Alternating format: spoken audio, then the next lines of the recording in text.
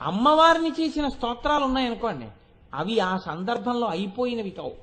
మీరు వాటిని తలుచుకుని నమస్కారం చేస్తున్నారనుకోండి, మీకు తెలియకుండా మీకు ఒక గొప్ప ప్రయోజనం కలుగుతూ ఉంటుంది.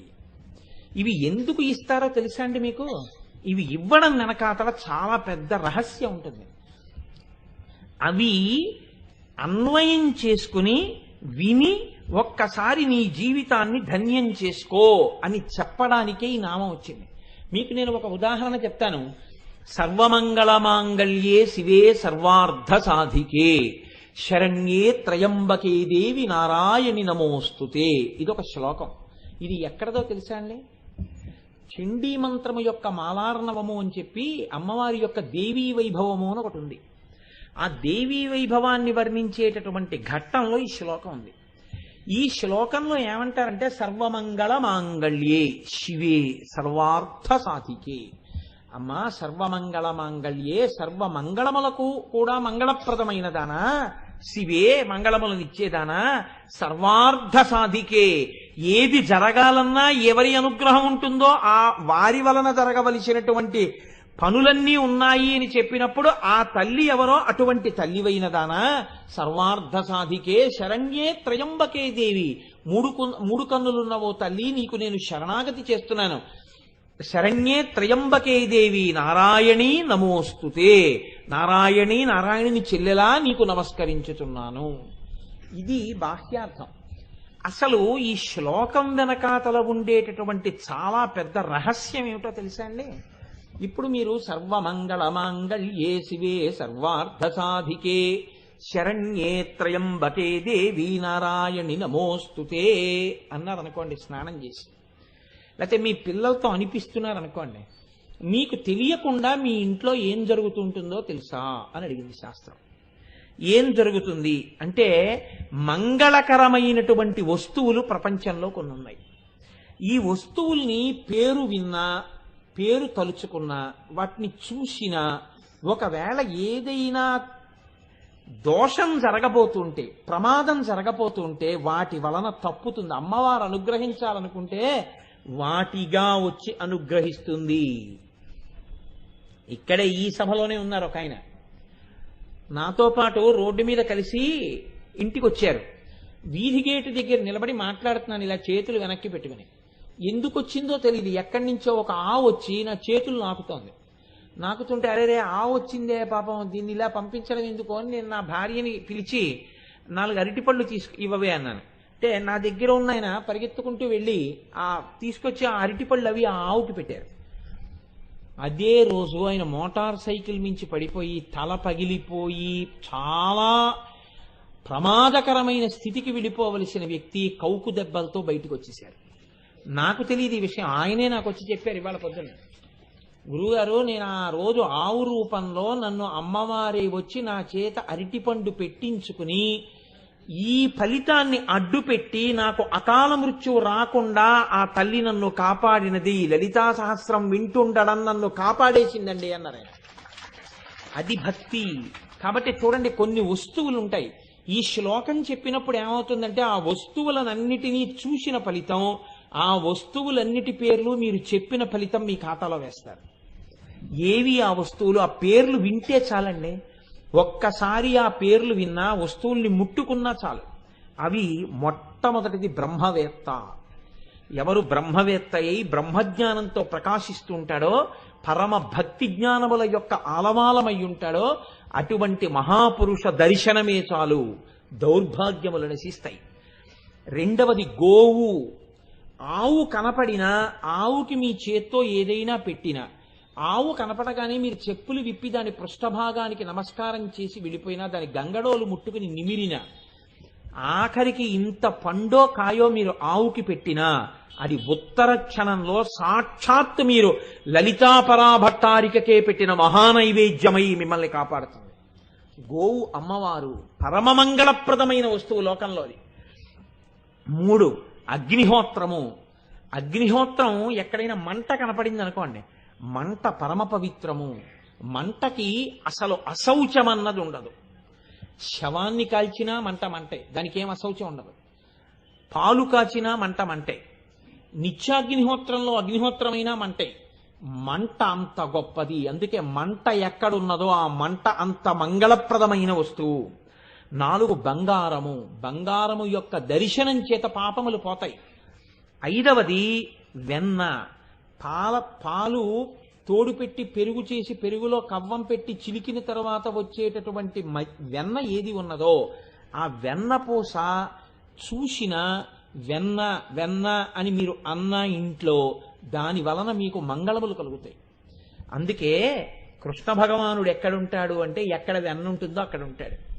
మీకు మంగళములను ఇవ్వడానికి ఆయన వెన్న తింటాడు.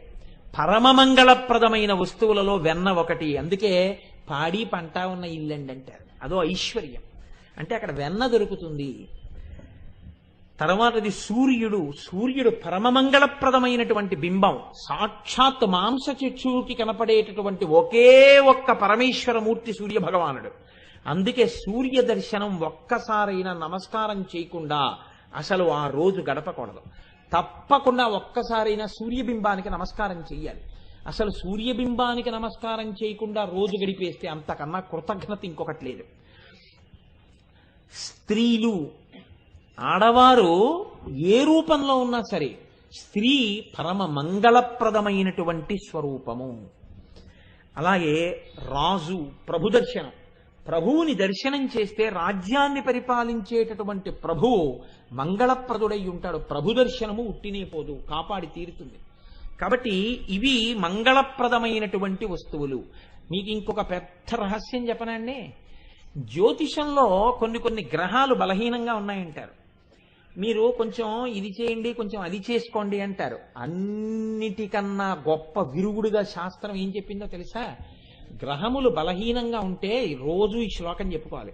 సర్వమంగళమాంగళ్యే శివే సర్వార్థ సాధికే శరణ్యే త్రయంబకే దేవి నారాయణి నమోస్తుతే అనాలి. ఎందుకనాలో తెలుసా అండి? జ్యోతిషంలో ఒక రహస్యం ఉంది. అది మీకు జ్యోతిష శాస్త్రంలో దొరకాలనే నియమం లేదు.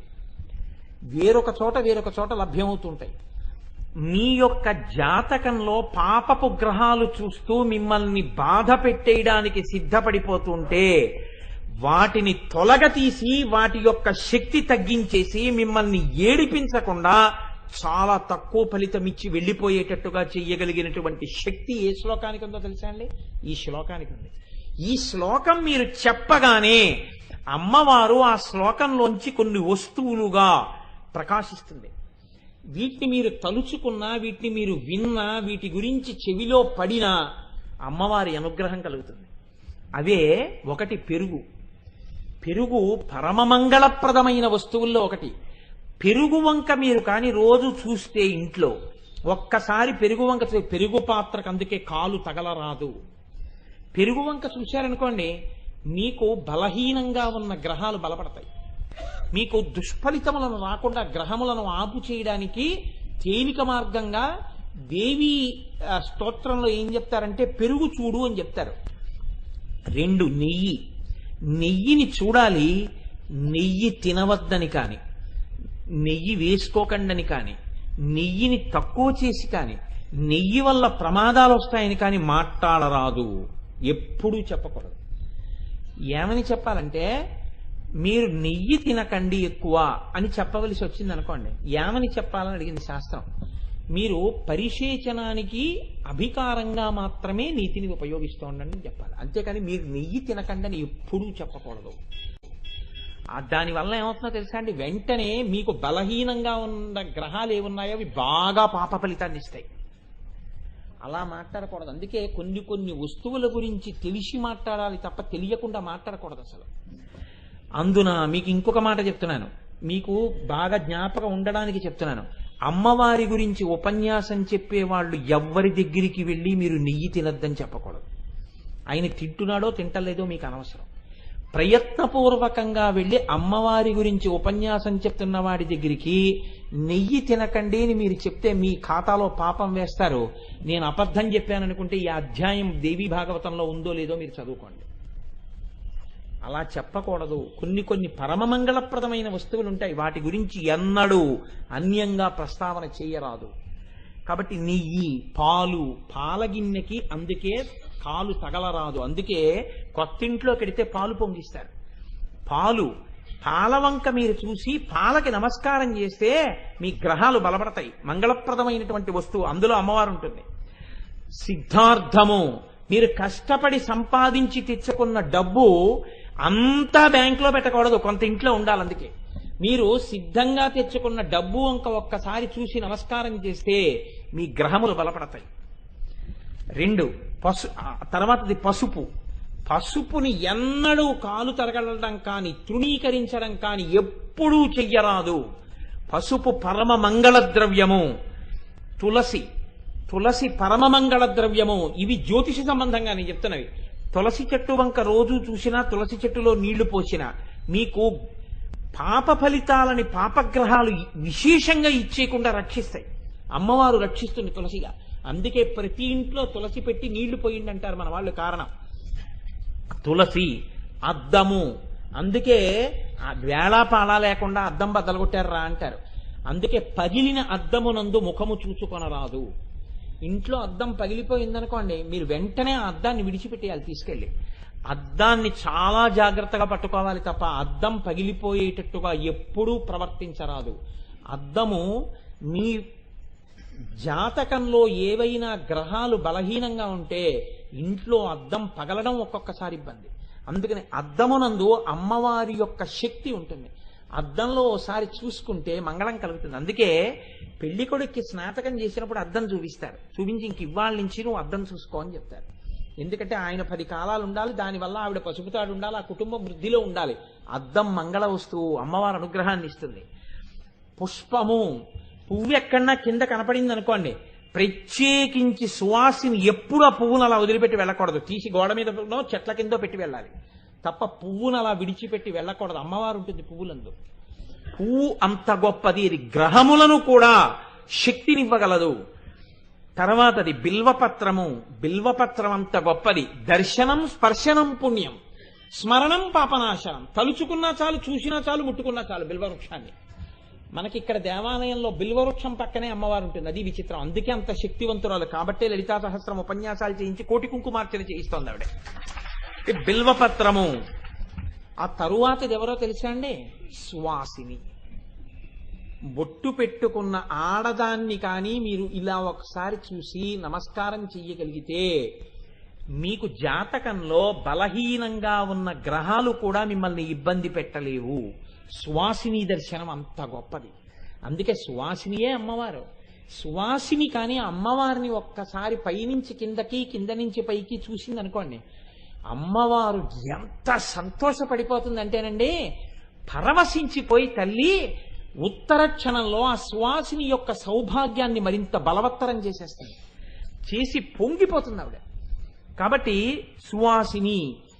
ఈ వస్తువులన్నీ తలుచుకుంటే, ఈ వస్తువులన్నీ చూస్తే ఎంత ఫలితం వస్తుందో, ఎన్ని మంగళములు వస్తాయో, ఇన్ని మంగళములు రావడానికి ఈ వస్తువులకి గొప్పతనం ఏ వస్తువులోంచి వచ్చిందో ఆ వస్తువు అమ్మవారు.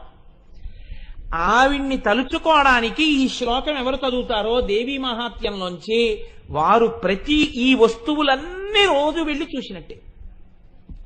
రోజు ఈ వస్తువులన్నీ పరమ పవిత్రంగా చూసి నమస్కారం చేసుకున్నట్టే. కాబట్టి ఈ శ్లోకం ఎక్కడ చెప్తారో ఆ శ్లోకం విన్నా, శ్లోకం చదివినా అటువంటి వారికి అమ్మవారి అనుగ్రహం అంత కలుగుతుంది. ఉట్టినే చెప్పలేదండి. బ్రహ్మోపేంద్ర మహేంద్రాది దేవ సంస్కృత వైభవాన్ని ఆ శ్లోకం చెప్పుకో తరించిపోతావు. ఇప్పుడు మీరు చెప్తారా చెప్పరా అని చెప్తే ఎందుకు చెప్పరు? ఎవరు చెప్పరు? కాబట్టి నేనంటాను, మీరనండి. సర్వమంగళ మాంగళ్యే శివే సర్వార్థ సాధికే శరణ్యే త్రయంబకే దేవి నారాయణి నమోస్తుతే. ప్రతిరోజు స్నానం చేయగానే ఒక్కసారి సూర్యబింబం వంక తిరిగి నమస్కారం చేస్తూ ఈ శ్లోకాన్ని కానీ మీరు ఇంట్లో చెప్పారనుకోండి, చక్కగా ఇంట్లో పిల్లలకి కూడా ఈ శ్లోకం నేర్పితే ఇల్లు 10 కాలాలు చక్కగా సౌభాగ్యవంతంగా సంతోషంగా ఉంటుంది అమ్మవారి అనుగ్రహంతో. ప్రతి వారికి ఈ శ్లోకం రావాలి. అంత గొప్ప శ్లోకం. ఇన్ని మంగళప్రదమైన వస్తువులు ఆ శ్లోకంలోకి వచ్చేస్తాయి. మీరు ఇవన్నీ చూసినట్టే, ఇవన్నీ నమస్కారం చేసినట్టే.